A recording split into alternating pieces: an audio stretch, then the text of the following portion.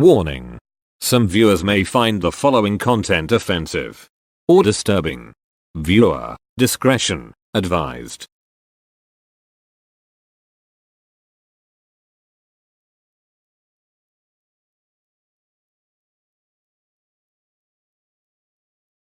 Welcome and thank you for watching Local 58's TV programs.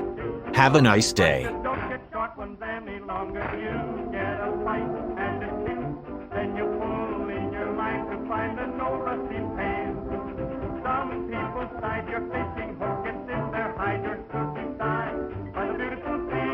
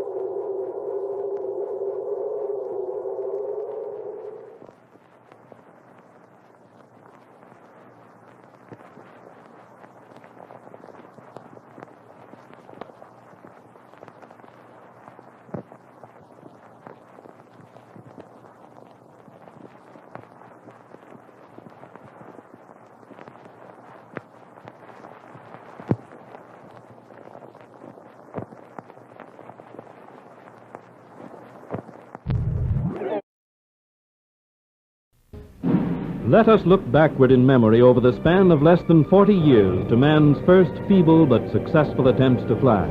Let us never forget the faith and courage of those early pilot light, for their achievements freed man forever from the bonds that held him earthbound. We have come far since the Wright brothers first challenged space in the year 1903.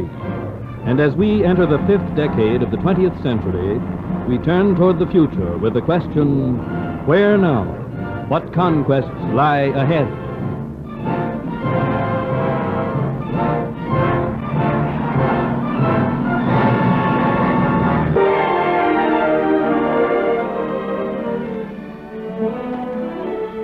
The West Indies, far from the cares of our busy modern world. It's often been said that imagination makes the world go round. Constructive imagination that puts brains and idle hands to work. Look, it's getting dark. We'll land for a minute in Persia or Iran. But let's get back to New York. We've traveled all the way around the world, yet we've been gone only a few minutes. The big, round world keeps turning. The great bodies of land, called continents, turn toward the sun, one after another. And the still greater bodies of water, called oceans, have theirs day and night. It takes 24 hours for the Earth to turn once, but we'll have our globe slow down until we can't see it moving, so we can take a different kind of trip. We'll start near the North Pole. Victoria was to rule an empire on which the sun never set. Overseas empires were also a feature of 19th century Europe, and as Britain's empire was by far the largest, let's take a moment to see how she came to acquire her vast possessions.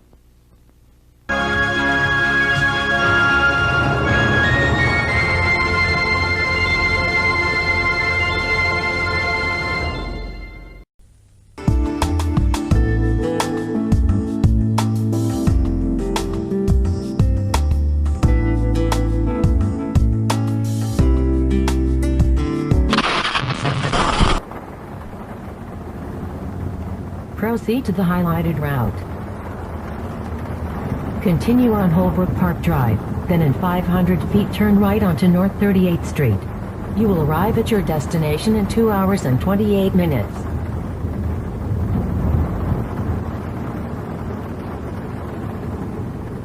Turn right onto North 38th Street.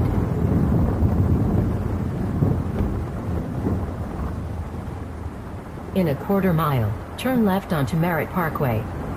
You are on the fastest available route.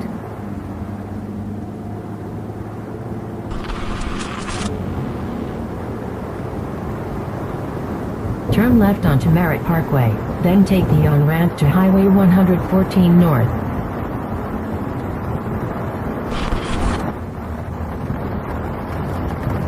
Traffic ahead, rerouting. In 10 miles take exit 17, then turn right onto Quarry Utility Road South. You are on the fastest route.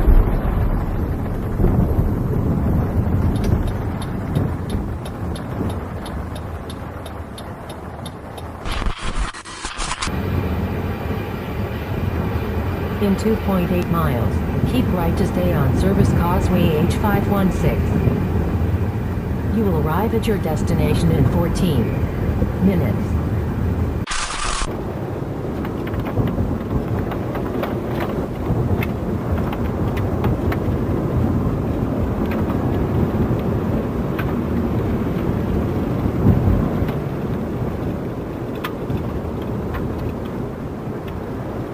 Rerouting. Make a U-turn. Head east for 1/4 of a mile, then follow signs for do not enter.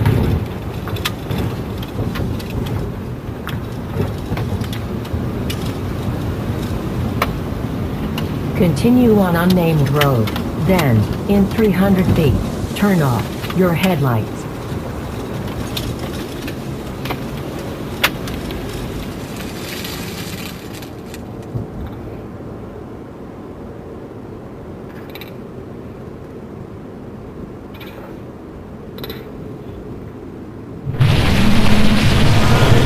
Rerouting.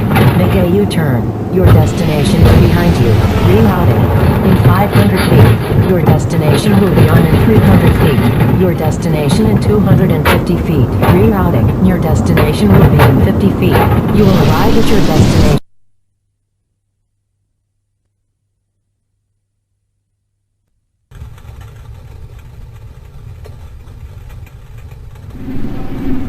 You have arrived.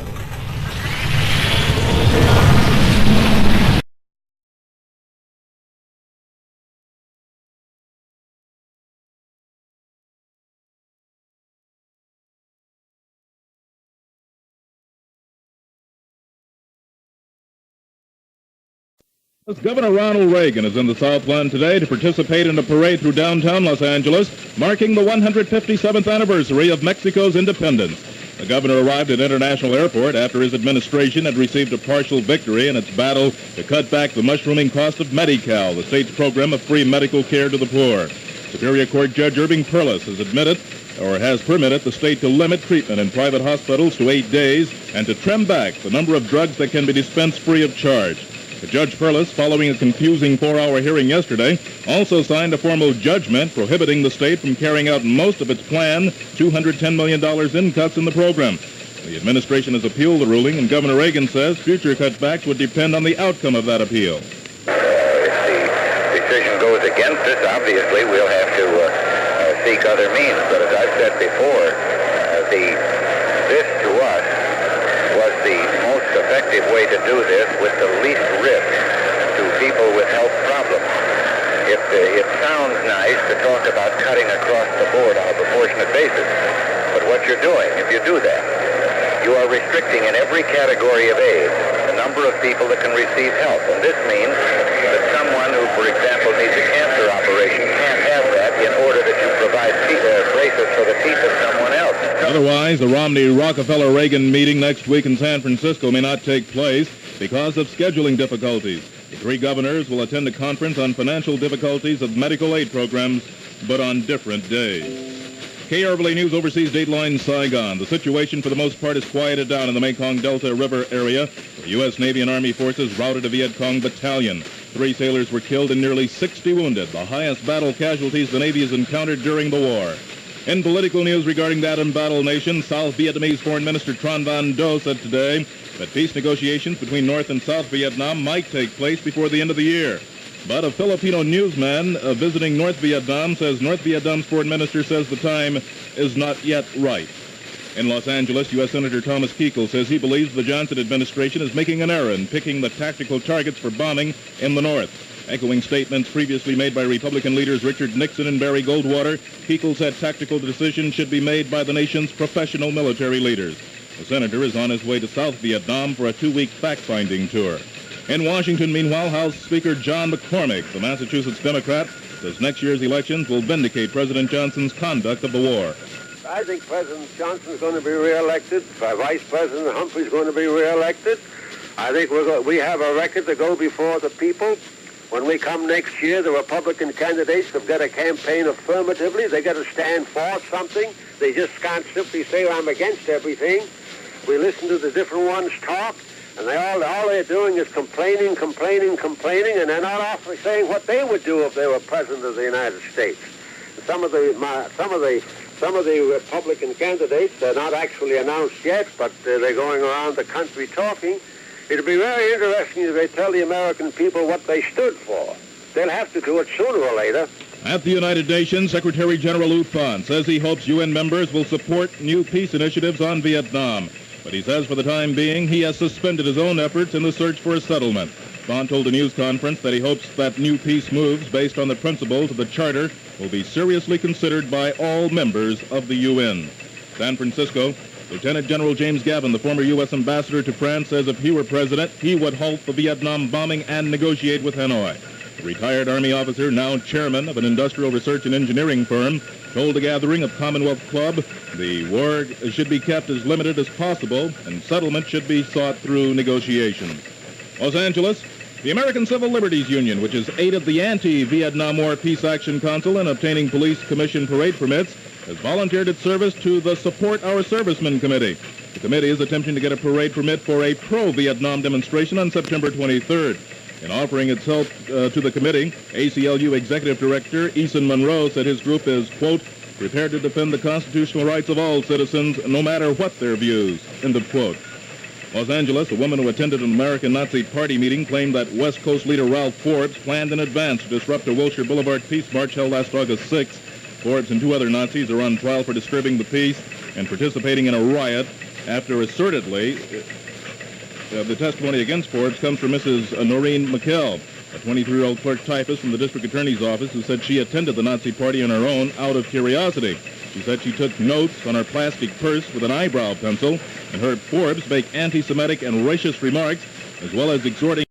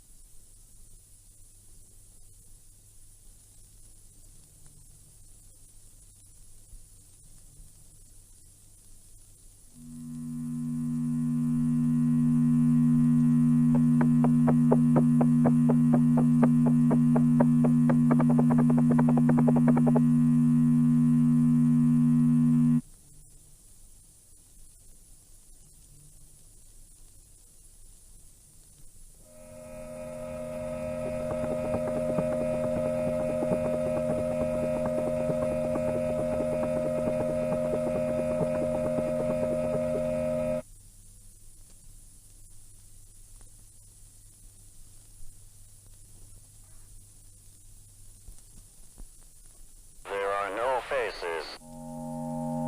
There are no faces. There are no faces. There are no faces. There are no faces. There are no faces. There are no faces. There are no faces.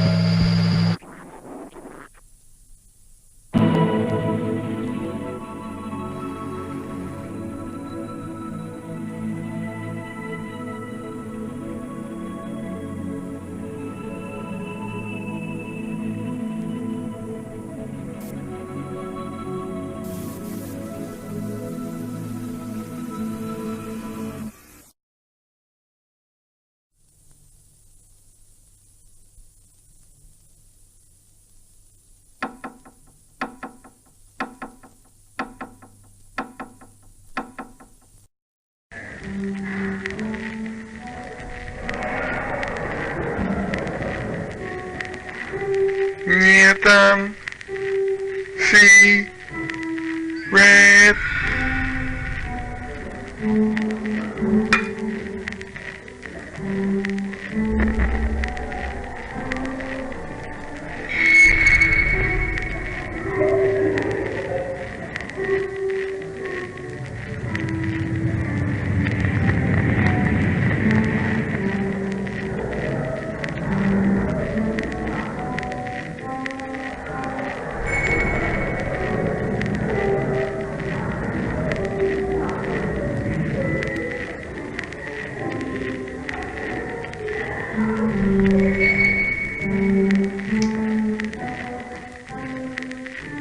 there is nothing.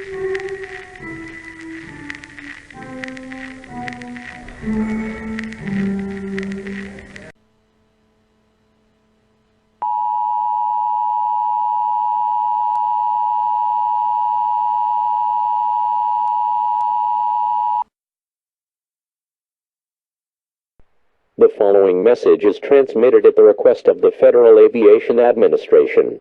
An unidentified aircraft has been located near the state of Florida. The aircraft is presumed to be foreign and may pose a threat to those in the area. Florida residents are advised to immediately tune to local media outlets for further developments, as is it not known if this aircraft is a hostile enemy. More updates will follow as information becomes available.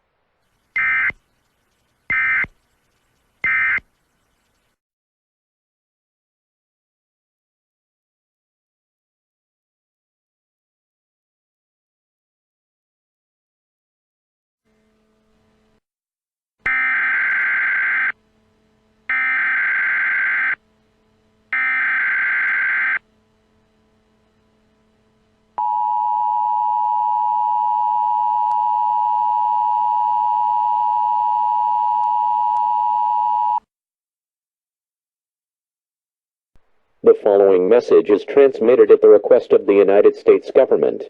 Numerous foreign aircraft from an area in Africa have been identified and are carrying individuals that are invading the country. Their intentions are unknown at this time. Residents of the United States are strongly encouraged to shelter in place to avoid being attacked or taken hostage. To shelter in place, take the following precautions. Close all windows and doors. Turn off all heating, air conditioning units, and all lights. Have a battery-powered radio for information for your stay in the shelter. It is also recommended that you take shelter in either the lower or uppermost portion of your location, and get away from windows. Continue to monitor local media outlets for more information for your specific area.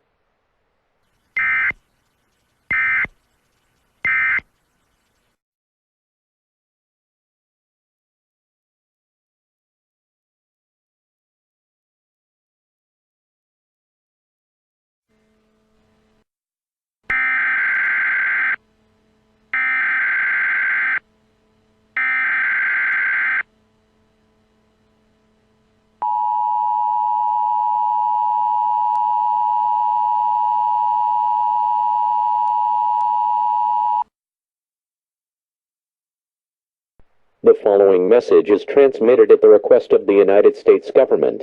The United States continues to be invaded by rebels from an unknown location in Africa. They are now heading to Fort Knox in Kentucky, and may also be targeting the Federal Reserve Bank in New York. Their intentions may be to seize the gold reserves of the United States. The shelter-in-place warning is lifted for all locations except Connecticut, southern Indiana, Kentucky, New Jersey, and southern New York. Residents near the Federal Reserve Bank in Manhattan are being asked to evacuate, if it can be done in a safe manner. Otherwise, continue to shelter in place until an all-clear message is given.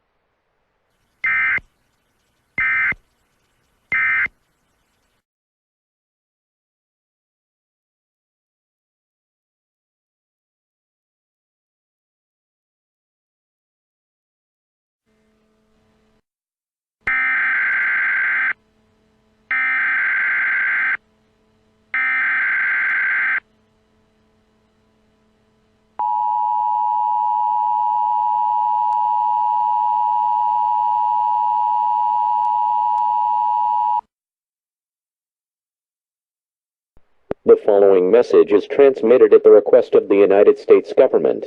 The invasion of the United States has ended. The attackers have retreated, and were unsuccessful in their attacks. An all-clear is now given for the entire United States. It is safe to exit your shelters.